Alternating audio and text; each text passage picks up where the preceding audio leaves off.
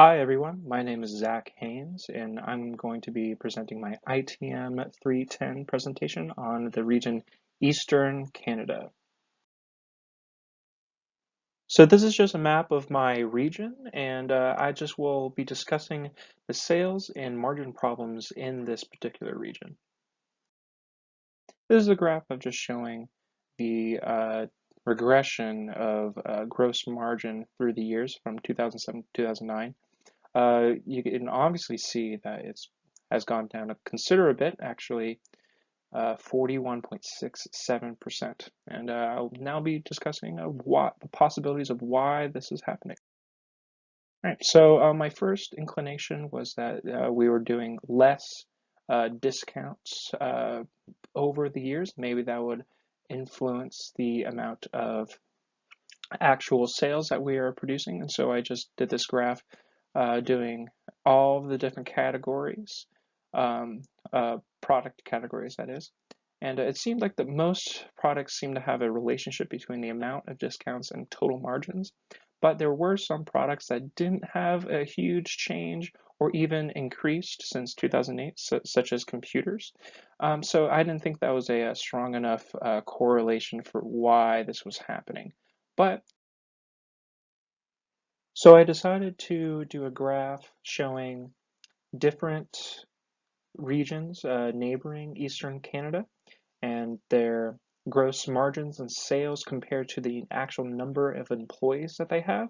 I originally thought that the more employees that a region had, the more sales that they would have, but it's actually quite the opposite, as you can see in this table. It's quite a dramatic U shape, seeing that Eastern Canada has one of the highest amount of employees, but some of the lowest sales and margins, while the other neighboring regions, such as Empire State, Evergreen, and Garden, have much lower employees, but have much higher margins and sales.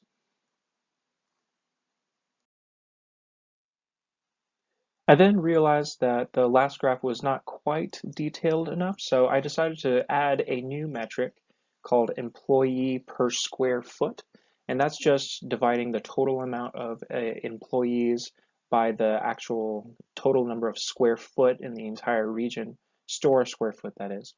And I found a really interesting dynamic with the the regions that actually did really well had an average of about 4% employee to square foot ratio, while Eastern Canada and Western French Canada had much higher ratios of 17 to 20%, and showing that they still had very low gross sales. And I thought that that was a very good indicator that the higher your ratio, the lower that you would actually have for sales.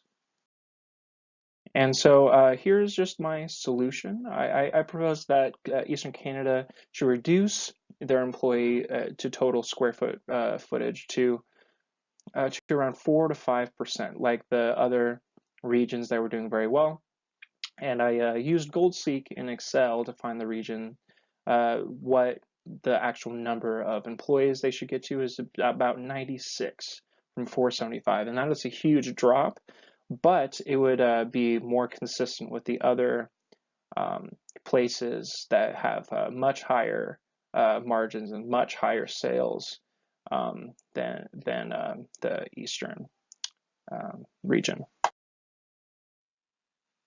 Just wrapping up here, here's a screenshot of my actual dashboard.